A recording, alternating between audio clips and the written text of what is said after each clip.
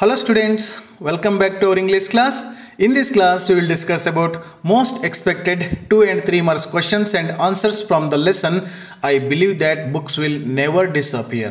Dear students, ಇವತ್ತಿನ ತರಗತಿಯಲ್ಲಿ ನಾವು ದ್ವಿತೀಯ PUC ಗಿರುವಂತ I believe that books will never disappear ಅನ್ನುವಂತ ಪಾಠದಿಂದ ಎಕ್ಸಾಮಿನೇಷನ್ ಅಲ್ಲಿ ಮುಖ್ಯವಾಗಿ ಯಾವ ರೀತಿಯಾಗಿರತಕ್ಕಂತ 2 ಮಾರ್ಕ್ಸ್ ಮತ್ತೆ 3 ಮಾರ್ಕ್ಸ್ ಕ್ವೆಶ್ಚನ್ಸ್ ಗಳನ್ನ ಕೇಳ್ತಾರೆ. ಅದಕ್ಕೆ ನಾವು ಆನ್ಸರ್ ನ ಹೇಗೆ ಬರಿಬೇಕು ಅನ್ನೋದನ್ನ ನೋಡ್ತಾ ಹೋಗೋಣ. ನಿಮ್ಮ ಕ್ವೆಶ್ಚನ್ ಪೇಪರ್ ಅಲ್ಲಿ answer any 3 of the following questions in 1 or 2 sentences each ಅಂತ ಕೇಳಿರ್ತಾರೆ. ಅಂದರೆ ಇದು 2 ಮಾರ್ಕ್ಸ್ಗೆ ಸಂಬಂಧಪಟ್ಟಿರ್ತಕ್ಕಂಥ ಕ್ವೆಶ್ಚನ್ಸ್ಗಳನ್ನ ಕೇಳ್ತಾರೆ.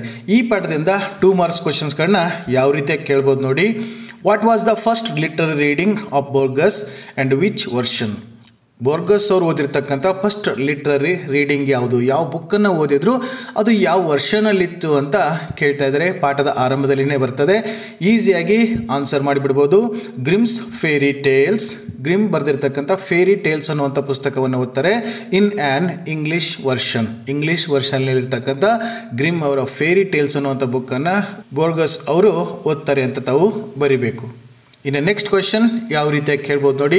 ಹೂ was Borges mother, what feeling did she have towards him? Borges ಅವರ ತಾಯಿ ಯಾರು ಅಂತ ಕೇಳ್ತಾ ಇದ್ದಾರೆ, ಮತ್ತು ಅವ್ರ ತಾಯಿ ಇವನ ಬಗ್ಗೆ ಯಾವ ರೀತಿಯಾಗಿರ್ತಕ್ಕಂಥ ಫೀಲಿಂಗ್ಸನ್ನು ಹೊಂದಿದ್ರು ಅಂತ ಇಲ್ಲಿ ಕೇಳ್ತಾ ಇದ್ದಾರೆ. ಆನ್ಸರ್ ಹೇಗೆ ಬರಿಬೋದು ನೋಡಿ. ಡೋನಾ ಲಿಯೋನಾರ್ ವಾಸ್ ಬೋರ್ಗಸ್ ಮದರ್, ಅವ್ರ ತಾಯಿ ಹೆಸರಿದು ಡೋನಾ ಲಿಯೋನಾರ್ ಅಂತ. And C was kind towards him, ಇವರನ್ನು ಅವರು ತುಂಬ ಕರುಣೆಯಿಂದ ನೋಡ್ಕೊಳ್ತಾ ಇದ್ರು ಅಂತ ತಾವು ಬರಿಬೋದು. ಇನ್ನು ನೆಕ್ಸ್ಟ್ ಕ್ವೆಶನ್ ಯಾವ ರೀತಿಯಾಗಿ ಕೇಳ್ಬೋದು ನೋಡಿ. How do children feel when their mother dies according to Borges? ತಮ್ಮ ತಾಯಿ ಬಗ್ಗೆ ಹೇಳ್ಬೇಕಾದ್ರೆ ಇದನ್ನು ಹೇಳ್ತಾ ಇರ್ತಾರೆ. ತಮ್ಮ ತಾಯಿ ಜೀವಂತವಾಗಿದ್ದಾಗ ಯಾರೂ ಅಷ್ಟೊಂದು ಕೇರ್ ಮಾಡೋಕ್ಕೆ ಹೋಗಲ್ಲ, ಬಟ್ ಅವ್ರು ತೀರ್ ಹೋದ್ಮೇಲೆ ತುಂಬ ಫೀಲ್ ಮಾಡ್ಕೋತಾರೆ. ಅದು ಹೇಗೆ ಫೀಲ್ ಮಾಡ್ಕೋತಾರೆ ಅಂತ ಇಲ್ಲಿ ಕೇಳ್ತಾ ಇದ್ದಾರೆ. ಅದಕ್ಕೆ ಆನ್ಸರ್ ಹೇಗೆ ಬರಿಬೋದು ನೋಡಿ.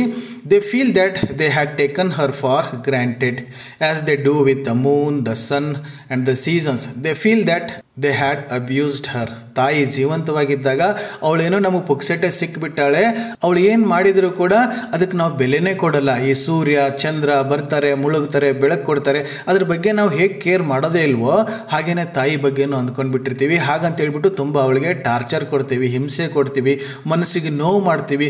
ಎಲ್ಲರೂ ಈ ಥರ ಮಾಡ್ತಾನೆ ಇರ್ತಾರೆ, ಬಟ್ ತೀರ್ ಹೋದ್ಮೇಲೆ ಮಾತ್ರ ತುಂಬ ಗಿಲ್ಟ್ ಫೀಲ್ ಮಾಡ್ಕೋತಾರೆ. ಅಯ್ಯೋ ನಾವು ಚೆನ್ನಾಗಿ ನೋಡ್ಕೊಳ್ಳಿಲ್ಲ, ಎಷ್ಟೊಂದು ಹಿಂಸೆ ಕೊಟ್ಬಿಟ್ಟೆ ಅಂತ ಎಲ್ಲರೂ ಫೀಲ್ ಮಾಡ್ಕೋತಾರೆ ಅಂತ ಬೋರ್ಗಸ್ ಹೇಳ್ತಾರೆ. ಇನ್ನು ನೆಕ್ಸ್ಟ್ ಕ್ವೆಶನ್ ಯಾವ ರೀತಿಯಾಗಿ ಕೇಳ್ಬೋದು ನೋಡಿ. Name any 2 things that happen in human life that can be considered as resources according to Borges. ಮನುಷ್ಯನ ಜೀವನದಲ್ಲಿ ಏನೇ ಆದರೂ ಕೂಡ ಅದನ್ನು ನಾವು ರಿಸೋರ್ಸ್, ಸಂಪನ್ಮೂಲ ಅಂತ ತಿಳ್ಕೋಬೇಕು. ಏನೇನು ಆದರೆ ನಾವು ಸಂಪನ್ಮೂಲ ಅಂತ ತಿಳ್ಕೋಬೇಕು ಅಂತ ಬೋರ್ಗಸ್ ಹೇಳ್ತಾರೆ ಅಂತ ಕೇಳ್ತಾ ಇದ್ದಾರೆ. ಆನ್ಸರ್ ನೋಡಿ. ಹ್ಯುಮಿಲಿಯೇಷನ್, ಅವಮಾನ ಆದರೆ, ಮಿಸ್ಫಾರ್ಚೂನ್, ದುರಾದೃಷ್ಟ ಬಂದರೆ, ಎಂಬ್ಯಾರಸ್ಮೆಂಟ್, ಅವಮಾನ, ನೋವು, ಹಿಂಸೆ, ಇವೇನೇ ಆದರೂ ಕೂಡ ನಾವು ಇದನ್ನು ರಿಸೋರ್ಸ್ ಆಗಿ ತೆಕ್ಕೋಬೇಕು, ಸಂಪನ್ಮೂಲವಾಗಿ ತಿಳ್ಕೊಂಡು ಅದರಿಂದ ನಾವು ಜೀವನದಲ್ಲಿ ಮೇಲ್ ಬರಬೇಕು ಅಂತ ಬೋರ್ಗಸ್ ಅವ್ರು ಹೇಳ್ತಾರೆ. ಇಲ್ಲಿ ಯಾವುದಾದ್ರೂ 2 ಕೇಳಿದರೆ, ಇಲ್ಲಿ 3 ಇದೆ, ತಾವು ಯಾವುದಾದ್ರೂ 2 ಬರೆದ್ರೂ ಕೂಡ ತಮಗೆ ಮಾರ್ಕ್ಸ್ ಸಿಗುತ್ತೆ. ಇನ್ನು ನೆಕ್ಸ್ಟ್ ಕ್ವೆಶನ್ ಹೇಗಿದೆ ನೋಡಿ. ಅಲಸ್ ನಾಹೆ ವರ್ಡ್ ಫರ್ಮ್, whose words are these and what do they mean? ಇಲ್ಲಿ ಬರೆದಿರ್ತಕ್ಕಂಥ ಅಲೆಸ್ ನಾಹೆ ವರ್ಡ್ ಫಾರ್ಮ್ ಅಂತಿದೆಯಲ್ಲ, ಇವು ಯಾರು ಹೇಳಿರ್ತಕ್ಕಂಥದ್ದು ಮತ್ತು ಅದರ ಅರ್ಥ ಏನು ಅಂತ ಇಲ್ಲಿ ಕೇಳ್ತಾ ಇದ್ದಾರೆ. ತುಂಬ ಸಿಂಪಲ್ಲಾಗಿ ಬರಿಬೋದು. ಅಲೆಸ್ ನಾಹೆ ವರ್ಡ್ ಫರ್ಮ್ are the words of Goethe. Goethe ಅವ್ರು ಹೇಳಿರ್ತಕ್ಕಂಥ words. It means all that is near becomes far, ತುಂಬ ಹತ್ತಿರದಲ್ಲಿರೋದು ದೂರ ಆಗುತ್ತೆ ಅಂತ ಈ ವರ್ಡ್ಸ್ಗಳ ಮೀನಿಂಗ್ ಇರುತ್ತದೆ. ಇನ್ನು ನೆಕ್ಸ್ಟ್ ಕ್ವೆಶನ್ ಹೇಗಿದೆ ನೋಡಿ. According to Borges, who made remarkable comments on books? What is the name of the book? Borges ಅವ್ರ ಪ್ರಕಾರ ಈ ಪುಸ್ತಕಗಳ ಬಗ್ಗೆ ಯಾರು ರಿಮಾರ್ಕೇಬಲ್ ಕಾಮೆಂಟನ್ನು ಮಾಡಿದ್ದಾರೆ, ಆ ಪುಸ್ತಕ ಯಾವುದು ಅಂತ ಇಲ್ಲಿ ಕೇಳ್ತಾ ಇದ್ದಾರೆ. ತಾವು ಈಸಿಯಾಗಿ ಆನ್ಸರ್ ಮಾಡಿಬಿಡ್ಬೋದು. ಅಕಾರ್ಡಿಂಗ್ ಟು ಬೋರ್ಗಸ್, ಸ್ಪೆಂಗ್ಲರ್ ಅವರು ಬರೆದಿರ್ತಕ್ಕಂಥ in his book Decline of the West, Decline of the West ಅನ್ನೋ ಪುಸ್ತಕದಲ್ಲಿ ಈ ಸ್ಪೆಂಗ್ಲರ್ ಅವರು ಪುಸ್ತಕಗಳ ಬಗ್ಗೆ ಒಂದು ರಿಮಾರ್ಕೇಬಲ್ ಕಾಮೆಂಟನ್ನು ಮಾಡಿದ್ದಾರೆ ಅಂತ ಬೋರ್ಗಸ್ ಹೇಳ್ತಾರೆ. ಇನ್ನು ನೆಕ್ಸ್ಟ್ ಕ್ವೆಶನ್ ಹೇಗಿದೆ ನೋಡಿ. When does the poetic act happen according to Borges? Borges ಅವ್ರ ಪ್ರಕಾರ ಯಾವಾಗ ಈ ಪೊಯೆಟಿಕ್ ಆ್ಯಕ್ಟ್ ಆಗುತ್ತೆ ಅಂತ ಕೇಳ್ತಾ ಇದ್ದಾರೆ. ಈ ಪೊಯೆಟಿಕ್ ಆ್ಯಕ್ಟ್ ಅಂತಂದರೆ ಈ ಪೊಯೆಟ್ರಿಗಳ ಬಗ್ಗೆ ಹೇಳಬೇಕಾದ್ರೆ ಈ ಮಾತನ್ನು ಹೇಳ್ತಾರೆ. ಇಲ್ಲಿ ಪೊಯೆಟಿಕ್ ಆ್ಯಕ್ಟ್ ಅಂತಂದರೆ ಕಾವ್ಯಾನಂದ ಅಂತ ನಾವು ಕರಿತೀವಿ. ಒಂದು ಯಾವುದೋ ಪೋಯಮನ್ನು ಓದಬೇಕಾದ್ರೆ ನಮಗೆ ಅತ್ಯದ್ಭುತವಾಗಿರ್ತಕ್ಕಂಥ ಆನಂದ ಆಗುತ್ತೆ, ರೋಮಾಂಚನ ಆಗುತ್ತಲ್ಲ, ಅದನ್ನು ನಾವಿಲ್ಲಿ ಪೊಯೆಟಿಕ್ ಆ್ಯಕ್ಟ್ ಅಂತ ಕರಿತೀವಿ. ಅದು ಯಾವಾಗ ಆಗುತ್ತೆ ಅಂತ ಇಲ್ಲಿ ಕೇಳ್ತಾ ಇದ್ದಾರೆ. ಅದಕ್ಕೆ ಆನ್ಸರ್ ಹೇಗೆ ಬರಿಬೋದು ನೋಡಿ, the poetic act happens when the poet rights it and the readers read it. ಕವಿ ತನ್ನ ಕವಿತೆಗಳನ್ನ ಬರಿಬೇಕಾದ್ರೆ ಆ ಫೀಲಿಂಗ್ಸ್ ಆಗ್ತಾ ಇರ್ತದೆ ಅವನಿಗೆ. ಹಾಗೆಯೇ ಯಾರು ರೀಡರ್ ಇರ್ತಾರಲ್ಲ, ಓದೋನು ಇರ್ತಲ್ಲ, ಆ ಕವಿತೆನ ಓದಬೇಕಾದ್ರೂ ಕೂಡ ಅವನಿಗೆ ಈ ಪೊಯಿಟಿಕ್ ಆ್ಯಕ್ಟ್ ಉಂಟಾಗತ್ತೆ ಅಂತ ತಾವು ಬರಿಬೇಕು. ಇನ್ನು ನೆಕ್ಸ್ಟ್ ಕ್ವೆಶನ್ ಯಾವ ರೀತಿಯಾಗಿ ಕೇಳ್ಬೋದು ನೋಡಿ, mention any 2 essential metaphors listed by bogus. Bogus ಅವರು ಈ ಮೆಟಾಫರ್ಸ್ಗಳ ಬಗ್ಗೆ ಹೇಳ್ತಿರ್ತಾರೆ. ಮೆಟಾಫರ್ಸ್ ಅಂತಂದರೆ ರೂಪಕಾಲಂಕಾರ, ಅಲಂಕಾರಗಳಲ್ಲಿ ಫಿಗರ್ಸ್ ಆಫ್ ಸ್ಪೀಚಲ್ಲಿ ನಾವು ಇದನ್ನು ಸ್ಟಡಿ ಮಾಡ್ತೀವಿ. ಅಲ್ಲಿ ಕೆಲವೊಂದನ್ನು ಅವರು ಎಸೆನ್ಷಿಯಲ್ ಮೆಟಾಫರ್ಸ್ ಅಂತ ಕರೀತಾರೆ. ಕೆಲವೊಂದು ಉದಾಹರಣೆಗಳು ಕೊಡ್ತಾರೆ. ಅದರಲ್ಲಿ ಯಾವುದಾದ್ರೂ 2 ಬರೀರಿ ಅಂತ ಇಲ್ಲಿ ಕೇಳ್ತಾ ಇದ್ದಾರೆ. ಯಾವ್ಯಾವ್ದು ನೋಡಿ essential metaphors? Time and A river, ಕಾಲ ಮತ್ತು ನದಿಗೆ ನಾವು ಹೋಲಿಸ್ತೀವಿ. ಲೈಫ್ ಆ್ಯಂಡ್ ಡ್ರೀಮ್, ಜೀವನ ಅಂದರೆ ಒಂದು ಕನಸು ಅಂತ ಹೇಳ್ತೀವಿ. ಡೆತ್ ಆ್ಯಂಡ್ ಸ್ಲೀಪ್ ಅಲ್ವಾ, ಸಾವನ್ನು ನಾವು ನಿದ್ರೆಗೆ ಹೋಲಿಸ್ತೀವಿ, ಅದಕ್ಕೆ ಅದನ್ನು ಚಿರನಿದ್ರೆ ಅಂತ ಕರಿತೀವಿ. ಸ್ಟಾರ್ಸ್ ಆ್ಯಂಡ್ ಐಸ್, ಕಣ್ಣುಗಳನ್ನು ನಕ್ಷತ್ರಗಳಿಗೆ ಹೋಲಿಸ್ತಾ ಇರ್ತೀವಿ. ಫ್ಲವರ್ಸ್ ಆ್ಯಂಡ್ ವುಮೆನ್, ಹೆಣ್ಮಕ್ಳನ್ನು ಹೂವಿಗೆ ಹೋಲಿಸ್ತಾ ಇರ್ತೀವಿ. ಈ ರೀತಿಯಾಗಿರ್ತಕ್ಕಂಥ ಎಸೆನ್ಷಿಯಲ್ ಮೆಟಾಫರ್ಸ್ ಇದ್ದಾವೆ ಅಂತ ಹೇಳ್ತಾರೆ. ಇಲ್ಲಿ ಯಾವುದಾದ್ರೂ 2 ಕೇಳಿದರೆ 2 ಬರೆದ್ರೂ ಕೂಡ ತಮಗೆ ಈಸಿಯಾಗಿ ಮಾರ್ಕ್ಸ್ ಸಿಗುತ್ತೆ. ಇನ್ನು ನೆಕ್ಸ್ಟ್ ಕ್ವೆಶನ್ ಯಾವ ರೀತಿಯಾಗಿ ಕೇಳ್ಬೋದು ನೋಡಿ, Y does bogus believe that books will never disappear. ಈ ಪಾಠದ ಟೈಟಲ್ ಇದೇನೆ, I believe that books will never disappear ಅಂತ ಹೇಳ್ತಾರಲ್ಲ, ಅಲ್ಲಿ ಪುಸ್ತಕಗಳು ಈ ಜಗತ್ತಿನಿಂದ ಯಾಕೆ ಕಣ್ಮರೆ ಆಗಲ್ಲ ಅಂತ ಅವ್ರು ಹೇಳ್ತಾರೆ ಅಂತ ಇಲ್ಲಿ ಕ್ವೆಶನ್ ಕೇಳ್ತಾ ಇದ್ದಾರೆ. ಅದಕ್ಕೆ ಆನ್ಸರ್ ಹೇಗೆ ಬರಿಬೋದು ನೋಡಿ, bogus believes that the book is the most outstanding invention of man. ಮನುಷ್ಯ ಏನೇನೋ ಕಂಡುಹಿಡಿದಾನೆ, ಏನೇನೋ ಇನ್ವೆನ್ಷನ್ ಮಾಡಿದ್ದಾನೆ, ಅದರಲ್ಲಿ ಪುಸ್ತಕ ಅನ್ನುವಂಥದ್ದು, ಬುಕ್ ಅನ್ನುವಂಥದ್ದು ಔಟ್ಸ್ಟ್ಯಾಂಡಿಂಗ್ ಇನ್ವೆನ್ಷನ್ ಅಂತ ಹೇಳ್ತಾರೆ. All others R extension of our body. ಬೇರೆ ಇನ್ನೇನೇನು ಕಂಡುಹಿಡಿದಿದ್ದಾನೆ, ತಂತ್ರಜ್ಞಾನ ಎಲ್ಲ ಬೆಳೆದಿದೆ, ಅವೆಲ್ಲ ನಮ್ಮ ಶರೀರದ ಅಂಗಾಂಗಗಳ ವಿಸ್ತರಣೆಗಳು ಮಾತ್ರ ಅಂತ ಹೇಳ್ತಾನೆ. And only the book is an extension of hour imagination and memory. ಮನುಷ್ಯನ ಇಮ್ಯಾಜಿನೇಷನ್ ಇದೆ, ಈ ಕಲ್ಪನೆ ಏನಿದೆ, ಅವನ ನೆನಪುಗಳು ಏನಿದ್ದಾವೆ, ಅದೆಲ್ಲವನ್ನು ತುಂಬಿರ್ತಕ್ಕಂಥ ಈ ಪುಸ್ತಕ ಏನಿದೆ, ಅದ್ಭುತವಾಗಿರ್ತಕ್ಕಂಥ ಇನ್ವೆನ್ಷನ್. ಏನೇ ಮರೆಯಾದರೂ ಕೂಡ ಈ ಪುಸ್ತಕಗಳು ಜಗತ್ತಿಂದ ಮರೆಯಾಗಲ್ಲ ಅಂತ ಅವ್ರು ಹೇಳ್ತಾರೆ. ಇನ್ನು ನೆಕ್ಸ್ಟ್ ಕ್ವೆಶನ್ ಯಾವ ರೀತಿಯಾಗಿದೆ ನೋಡಿ, what are the extension of our sight according to Borges. ನಮಗೆ ಸೈಟ್ ಇದೆ, ದೃಷ್ಟಿ ಇದೆ, ಆ ದೃಷ್ಟಿಯ ಎಕ್ಸ್ಟೆನ್ಷನ್ಗಳು ಯಾವುದು? ಯಾಕೆ ಅಂದರೆ ನಮ್ಮ ದೃಷ್ಟಿ ಸ್ವಲ್ಪ ದೂರ ಮಾತ್ರ ನೋಡೋಕ್ಕೆ ಸಾಧ್ಯ ಆಗುತ್ತೆ. ಜಾಸ್ತಿ ದೂರ ನೋಡೋದಕ್ಕೆ, ಅತಿ ಸೂಕ್ಷ್ಮವಾಗಿರೋದನ್ನು ನೋಡೋದಕ್ಕೆ ಏನೇನು ಕಂಡುಹಿಡ್ಕೊಂಡಿದ್ದಾನೆ ಮನುಷ್ಯ ಅಂತ ಇಲ್ಲಿ ಕೇಳ್ತಾ ಇದ್ದಾರೆ. ಅದಕ್ಕೆ ಆನ್ಸರ್ ಹೇಗೆ ಬರಿಬೋದು ನೋಡಿ, according to Borges the telescope and the microscope. Telescope ತುಂಬ ದೂರದಲ್ಲಿರ್ತಕ್ಕಂಥ ವಸ್ತುಗಳನ್ನ ನೋಡೋದಕ್ಕೆ ನಾವು ದೂರದರ್ಶಕಗಳನ್ನ ಬಳಸ್ತೀವಲ್ಲ, ಹಾಗೆಯೇ ದ ಮೈಕ್ರೋಸ್ಕೋಪ್, ಸೂಕ್ಷ್ಮದರ್ಶಕ ಅಂತ ಕರಿತೀವಲ್ಲ, ಅವೆರಡೂ ಕೂಡ ನಮ್ಮ ಐ ಸೈಟ್ ಏನಿದಾವೆ ಇದರ ಎಕ್ಸ್ಟೆನ್ಷನ್ಗಳು ಅಂತ ಹೇಳ್ತಾನೆ. ತಾವು ಕೇವಲ the telescope and the microscope ಅಂತ ಬರೆದ್ರೂ ಕೂಡ ತಮಗೆ ಮಾರ್ಕ್ಸ್ ಸಿಗುತ್ತೆ. ನೆಕ್ಸ್ಟ್ ಕ್ವೆಶನ್ ಹೇಗಿದೆ ನೋಡಿ, what are the extensions of our arms according to Borges. ನಮ್ಮ ಆರ್ಮ್ಸ್ ಏನಿದಾವೆ, ಬಾಹುಗಳಿದಾವೆ, ಕೈಗಳೆಲ್ಲ ಇದೆಯಲ್ಲ, ಇದಕ್ಕೊಂದು ಲಿಮಿಟೆಡ್ ಪವರ್ ಇರ್ತದೆ, ಇಷ್ಟೇ ಕೆಲಸ ಮಾತ್ರ ಮಾಡೋಕ್ಕಾಗುತ್ತೆ. ಅದನ್ನು ಜಾಸ್ತಿ ಮಾಡಿಕೊಳ್ಳೋದಕ್ಕೆ ಮನುಷ್ಯ ಏನೇನು ಕಂಡುಹಿಡ್ಕೊಂಡಿದ್ದಾನೆ ಅಂತ ಕೇಳ್ತಾ ಇದ್ದಾರೆ.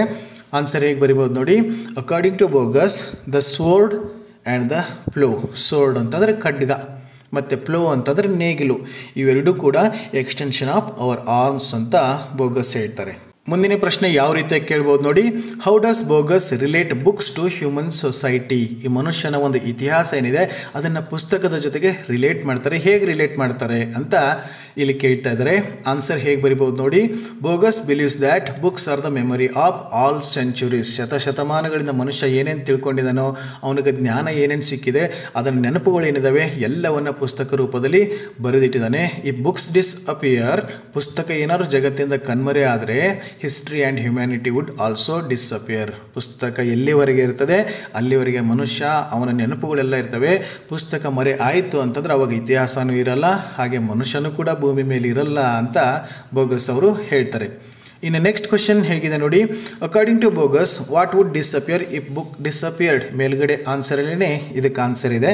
ಹೇಗೆ ಬರಿಬೋದು ನೋಡಿ, according to Borges if books disappear, ಜಗತ್ತಿಂದ ಪುಸ್ತಕ ಕಣ್ಮರೆ ಆಗಿಬಿಟ್ರೆ surely history and man would disappear. ಮನುಷ್ಯ ಮತ್ತು ಇತಿಹಾಸ ಅನ್ನೋದು ಕೂಡ ಜಗತ್ತಿಂದ ಮರೆಯಾಗತ್ತೆ ಅಂತ ಹೇಳ್ತಾರೆ. ಇನ್ನು ನೆಕ್ಸ್ಟ್ ಕ್ವೆಶನ್ ಹೇಗಿದೆ ನೋಡಿ, name any 2 qualities of poetry according to Borges. Borges ಅವ್ರು ಹೇಳೋ ಪ್ರಕಾರ ಈ ಪೊಯೆಟ್ರಿ ಏನಿದೆ, ಕಾವ್ಯ ಅಂತ ಕರಿತೀವಲ್ಲ, ಅದರ ಯಾವುದಾದ್ರೂ 2 ಕ್ವಾಲಿಟೀಸ್ನ ಹೇಳಿ ಅಂತ ಹೇಳಿದರೆ ಅವರು ಬೇರೆ ಬೇರೆ ಕ್ವಾಲಿಟೀಸ್ನ ಹೇಳ್ತಾರೆ. ಇಲ್ಲಿ 2 ಮಾತ್ರ ಕೇಳ್ತಾ ಇದ್ದಾರೆ. ಹೇಗೆ ಬರಿಬೋದು, according to Borges poetry is so intimate. So essential, unexplainable, ಅದನ್ನು ಎಕ್ಸ್ಪ್ಲೇನ್ ಮಾಡೋಕ್ಕೆ ಸಾಧ್ಯನೇ ಆಗಲ್ಲ, ಅನಿರ್ವಚನೀಯ ಅಂತ ಕರಿತೀವಿ. ಹಾಗೆ ಏಸ್ಥೆಟಿಕ್, ಮ್ಯಾಜಿಕಲ್, ಮಿಸ್ಟೀರಿಯಸ್ ಅಂತ ಹೇಳ್ತಾರೆ. ಇಲ್ಲಿ ತುಂಬ ಇದ್ದಾವೆ, ತಾವು ಯಾವುದಾದ್ರೂ ಎರಡನ್ನು ಬರೆದ್ರೆ ಸಾಕು, ತಮಗೆ ಎಕ್ಸಾಮಲ್ಲಿ ಮಾರ್ಕ್ಸ್ ಸಿಗುತ್ತೆ. ಇನ್ನು ಮುಂದಿನ ಪ್ರಶ್ನೆ ಯಾವ ರೀತಿ ಕೇಳ್ಬೋದು, mention the things that Borges continue to do even after becoming blind. ಈ ಬೋಗಸ್ ಅವರು ಮೊದಲು ಚೆನ್ನಾಗೇ ಇದ್ದರು, ಸ್ವಲ್ಪ ವರ್ಷ ಆದಮೇಲೆ ಅವರು ಕಂಪ್ಲೀಟಾಗಿ ಬ್ಲೈಂಡ್ ಆಗಿಬಿಡ್ತಾರೆ. ಹೀಗೆ ಬ್ಲೈಂಡ್ ಆದಮೇಲೂ ಕೂಡ ಕೆಲವೊಂದನ್ನು ಅವರು ಕೆಲವೊಂದು ಕೆಲಸಗಳನ್ನ ಕಂಟಿನ್ಯೂ ಆಗಿ ಇಟ್ಕೋತಾರೆ. ಯಾವುದನ್ನು ಅಂತ ಇಲ್ಲಿ ಕೇಳ್ತಾ ಇದ್ದಾರೆ. ಯಾವ್ದು ನೋಡಿ, Borges continue to buy books. ಕಣ್ಣು ಕುರುಡಾದರೂ, ಕಣ್ಣು ಕಾಣಿಸ್ತಾ ಇದ್ರು ಕೂಡ ಪುಸ್ತಕವನ್ನು ಖರೀದಿ ಮಾಡೋದನ್ನು ಅವರು ನಿಲ್ಲಿಸಲಿಲ್ಲ, ಖರೀದಿ ಮಾಡ್ತಾನೆ ಇದ್ರು. And went on filling is house with books even after becoming blind. ಪುಸ್ತಕಗಳನ್ನು ತಗೊಂಡು ತಮ್ಮ ಮನೆಯಲ್ಲಿ ತುಂಬಿಸ್ತಾನೆ ಇದ್ರು, ಕುರುಡ ಆದಮೇಲೂ ಕೂಡ ಅವರು ಈ ಕೆಲಸನ ಮಾಡ್ತಾನೆ ಇದ್ರು ಅಂತ ತಾವು ಬರಿಬಹುದು. ಇವು ಈ ಪಾಠದಿಂದ ಎಕ್ಸಾಮಿನೇಷನಲ್ಲಿ ಮುಖ್ಯವಾಗಿ ಕೇಳ್ತಕ್ಕಂಥ 2 ಮಾರ್ಕ್ಸ್ ಕ್ವಶನ್ಸ್ಗಳಾಗಿದ್ವು. ಅಂದರೆ 2 ವ್ಯಾಲ್ಯೂ ಪಾಯಿಂಟ್ಸನ್ನು ಎಕ್ಸ್ಪೆಕ್ಟ್ ಮಾಡ್ತಕ್ಕಂಥ ಕ್ವಶನ್ಸ್ಗಳಾಯಿತು. ಅದಕ್ಕೆ ಆನ್ಸರ್ ಹೇಗೆ ಬರಿಬೇಕು ಅನ್ನೋದು ಕೂಡ ತಾವು ನೋಡ್ಕೊಂಡ್ರಿ. ಇನ್ನು ಈ ಪಾಠದಿಂದ 3 ಮಾರ್ಕ್ಸ್ ಕ್ವಶನ್ಸ್ಗಳನ್ನ ಯಾವ ರೀತಿಯಾಗಿ ಕೇಳ್ಬೋದು. ಈ ಪಾಠದಲ್ಲಿ ಒಂದು ಸ್ಟೋರಿ ಇಲ್ಲ, ತಮಗೆ ಓದೋದಕ್ಕೆ ನೆನ್ಪಿಟ್ಕೊಳ್ಳೋದಕ್ಕೆ ಕಷ್ಟ ಆಗ್ಬೋದು. ಬಟ್ ಈ ಪಾಠದಲ್ಲಿ ಅವ್ರು ಏನೇನು ಹೇಳಿದ್ದಾರೆ ಮೇನ್ ಪಾಯಿಂಟ್ಸ್ಗಳನ್ನ ನೆನ್ಪಿಟ್ಕೊಂಡ್ರೆ ಸಾಕು, ತಾವು ಎಕ್ಸಾಮಲ್ಲಿ ಈಸಿಯಾಗಿ ಬರಿಬೋದು. ಈ ಒಂದು ಪಾಠದಲ್ಲಿ ಅವರು ಮುಖ್ಯವಾಗಿ ತಮ್ಮ ತಾಯಿ ಬಗ್ಗೆ ಹೇಳ್ತಾರೆ, ಈ ಬ್ಲೈಂಡ್ನೆಸ್ ಬಗ್ಗೆ ಹೇಳ್ತಾರೆ ಅಲ್ವಾ, ಈ ಮೆಟಾಫರ್ಸ್ಗಳ ಬಗ್ಗೆ ಹೇಳ್ತಾರೆ, ಪೊಯೆಟ್ರಿ ಬಗ್ಗೆ ಹೇಳ್ತಾರೆ, ಲಿಟ್ರೇಚರ್ ಬಗ್ಗೆ ಹೇಳ್ತಾರೆ, ಬುಕ್ಸ್ ಬಗ್ಗೆ ಹೇಳ್ತಾರೆ. ಇಷ್ಟು ಪಾಯಿಂಟ್ಗಳನ್ನ ತಾವು ತಲೆಯಲ್ಲಿ ಇಟ್ಕೊಂಡ್ಬಿಟ್ರೆ ಎಕ್ಸಾಮಲ್ಲಿ ಅವರು ಯಾವ ರೀತಿಯಾಗಿರ್ತಕ್ಕಂಥ ಪ್ರಶ್ನೆಯನ್ನು ಕೇಳಿದ್ರು ಕೂಡ ಆನ್ಸರ್ ಬರಿಬೋದು. ಎಕ್ಸಾಮಲ್ಲಿ ಸ್ವಲ್ಪ ಕ್ವಶನನ್ನು ಡಿಫ್ರೆಂಟಾಗಿ ಕೇಳ್ಬೋದು, ಬಟ್ ಆನ್ಸರ್ ಈ ಟಾಪಿಕ್ಗಳಿಗೆ ಸಂಬಂಧಪಟ್ಟಿರ್ತಕ್ಕಂಥದ್ದೇ ಇರ್ತದೆ. ಯಾವ ರೀತಿಯಾಗಿರ್ತಕ್ಕಂಥ ಪ್ರಶ್ನೆಗಳನ್ನ ಕೇಳ್ತಾರೆ, ಮೊದಲು ಕ್ವಶನ್ಸ್ಗಳನ್ನ ನೋಡ್ಕೊಂಡ್ಬಿಡಿ. What is the observation of Borges about his mother? Is it a common experience of everyone ಅಂತ ಕೇಳ್ತಾರೆ. ಬೋಗಸ್ ಅವರು ತಮ್ಮ ತಾಯಿ ಬಗ್ಗೆ ಹೇಳ್ತಾರೆ, ಅದೇ ರೀತಿಯಾಗಿರ್ತಕ್ಕಂಥ ಎಕ್ಸ್ಪೀರಿಯನ್ಸ್ ಎಲ್ಲರಿಗೂ ಆಗುತ್ತಾ ಅಂತ ಕೇಳ್ತಾರೆ. ಅಂದರೆ ಟೋಟಲಿ ಅವರು ಮದರ್ ಬಗ್ಗೆ ಏನು ಹೇಳಿದ್ದಾರೆ ಅದನ್ನು ತಾವಿಲ್ಲಿ ಬರಿಬೇಕು. ನೆಕ್ಸ್ಟ್ ಕ್ವಶನ್ ಇದೆ, how does bogus look upon his blindness explain. ಇಲ್ಲಿ ಬ್ಲೈಂಡ್ನೆಸ್ ಬಗ್ಗೆ ಕೇಳಿದ್ದಾರೆ. ಇಲ್ಲಿ ಕೇವಲ ಬ್ಲೈಂಡ್ನೆಸ್ ಬಗ್ಗೆ ಅಲ್ಲ, ಯಾವುದೇ ಅಂಗವಿಕಲತೆ ಬಂದರೂ ಕೂಡ ನಾವು ಅದನ್ನು ಹೇಗೆ ನೋಡಬೇಕು, ಅದನ್ನು ಹೇಗೆ ಕನ್ಸಿಡರ್ ಮಾಡಬೇಕು ಅಂತ ಕೇಳ್ತಾರೆ. ಅದಕ್ಕೊಂದು ಪ್ಯಾರಾಗ್ರಾಫ್ ಇದೆ, ಅದರಲ್ಲಿನೇ ನಿಮಗೆ ಇದಕ್ಕೆ ಆನ್ಸರ್ ಸಿಗುತ್ತೆ. ಇನ್ನು ನೆಕ್ಸ್ಟ್ ಕ್ವಶನ್ ಹೇಗೆ ಕೇಳ್ಬೋದು, right A note on bogus view on poetry. ಇಲ್ಲಿ ಪೊಯೆಟ್ರಿ ಬಗ್ಗೆ ಹೇಳ್ತಾರೆ, ಕಾವ್ಯದ ಬಗ್ಗೆ, ಪೊಯಮ್ಸ್ ಬಗ್ಗೆ ಹೇಳ್ತಾರೆ. ಅಥವಾ ಇದೇ ಪ್ರಶ್ನೆನ ಅವ್ರು ಬೇರೆ ರೀತಿಯಾಗಿ ಕೂಡ ಕೇಳ್ಬೋದು. Based on what views does Burgess say that poetry cannot be defined without oversimplifying it. ಇಲ್ಲಿ ಪೊಯೆಟ್ರಿ ಬಗ್ಗೆ ಏನು ಹೇಳಿದ್ದಾರೆ ಅದನ್ನು ತಾವು ಕಲ್ತ್ಕೊಂಡ್ಬಿಟ್ರೆ ಅದಕ್ಕೆ ಸಂಬಂಧಪಟ್ಟಿರ್ತಕ್ಕಂಥ ಯಾವುದೇ ಪ್ರಶ್ನೆನೇ ಕೇಳಿದ್ರು ಕೂಡ ಅದರಲ್ಲಿನೇ ಆನ್ಸರ್ ಇರ್ತದೆ. ಇನ್ನು ನೆಕ್ಸ್ಟ್ ಕ್ವಶನ್ ಹೇಗೆ ಕೇಳ್ಬೋದು, how according to Borges poetry is finding the precise words. ಆ ಪೊಯೆಟ್ರಿ ಅನ್ನತಕ್ಕಂಥ ಪ್ಯಾರಾಗ್ರಾಫ್ ಇದೆ, ಅದರ ನೆಕ್ಸ್ಟ್ ಪ್ಯಾರಾಗ್ರಾಫಲ್ಲಿ ಬರ್ತದೆ. ಈ ಪೊಯೆಟ್ರಿ ಅನ್ನತಕ್ಕಂಥದ್ದು ಸರಿಯಾಗಿ ನಾವು ವರ್ಡ್ಸ್ಗಳನ್ನ ಬಳಸೋದ್ರಲ್ಲಿನೇ ಮುಖ್ಯವಾಗಿರ್ತದೆ ಅಂತ ಹೇಳ್ತಾರೆ. ಅದಕ್ಕೆ ಸಂಬಂಧಪಟ್ಟಂಗೂ ಕೂಡ 3 ಮಾರ್ಕ್ಸ್ ಕ್ವಶನನ್ನು ಕೇಳ್ಬೋದು.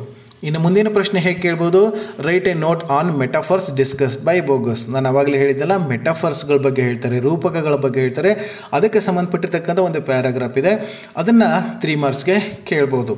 ಇನ್ನು next question, right A note on bogus thoughts on literature. ಅಲ್ಲಿ ಸಾಹಿತ್ಯಕ್ಕೆ ಸಂಬಂಧಪಟ್ಟಂಗೆ ಒಂದು ಪ್ಯಾರಾಗ್ರಾಫ್ ಇದೆ, ಅದ್ರ ಬಗ್ಗೆ ಏನು ಹೇಳ್ತಾರೆ ಅಂತ ತಮಗೆ ಕೇಳ್ತಾರೆ. ಇನ್ನು next question, why does Borges say that books will not disappear. ಜಗತ್ತಿಂದ ಪುಸ್ತಕಗಳು ಕಣ್ಮರೆ ಆಗೋದೇ ಇಲ್ಲ, ಯಾವತ್ತೂ ಇದ್ದೇ ಇರ್ತವೆ ಅಂತ ಯಾಕೆ ಹೇಳ್ತಾರೆ ಅಂತ ಪುಸ್ತಕಗಳ ಬಗ್ಗೆ ಒಂದು ಪ್ಯಾರಾಗ್ರಾಫ್ ಇದೆ. ಈ ಎಲ್ಲ ಪ್ರಶ್ನೆಗಳನ್ನು 3 ಮಾರ್ಕ್ಸ್ ಕ್ವಶನ್ ಆಗಿ ಕೇಳ್ತಕ್ಕಂಥ ಚಾನ್ಸಸ್ ಇರ್ತದೆ. ಈ ಎಲ್ಲ ಪ್ರಶ್ನೆಗಳಿಗೆ ಆನ್ಸರ್ನ ಮಾಡಿ, ನೋಟ್ಸನ್ನು ಮಾಡಿ, ಅದನ್ನು PDF ಫಾರ್ಮ್ಯಾಟಲ್ಲಿ ಕನ್ವರ್ಟ್ ಮಾಡಿ ಈ ವಿಡಿಯೋ ಕೆಳಗೆ ಕೊಟ್ಟಿರ್ತಕ್ಕಂಥ ಡಿಸ್ಕ್ರಿಪ್ಷನ್ ಬಾಕ್ಸಲ್ಲಿ ನೋಟ್ಸನ್ನು ಕೊಟ್ಟಿದ್ದೀನಿ. ಆ ಲಿಂಕನ್ನು ಕ್ಲಿಕ್ ಮಾಡೋದ್ರ ಮೂಲಕ ಡೌನ್ಲೋಡ್ ಮಾಡಿಕೊಂಡು ಅದನ್ನು ಓದೋಕ್ಕೆ, ಎಕ್ಸಾಮಿನೇಷನ್ಗೆ ಪ್ರಿಪೇರ್ ಆಗೋದಕ್ಕೆ ಯೂಸ್ ಮಾಡ್ಕೊಳ್ಳಿ ಅಂತ ಹೇಳ್ತಾ ಇವತ್ತಿನ ಕ್ಲಾಸ್ ಇಲ್ಲೇ ಮುಗಿಸೋಣ. ಇನ್ನು ನೆಕ್ಸ್ಟ್ ಕ್ಲಾಸಲ್ಲಿ ಮುಂದಿನ ಟಾಪಿಕ್ ಜೊತೆಗೆ ಮತ್ತೆ ಸಿಗೋಣ. So till then take care.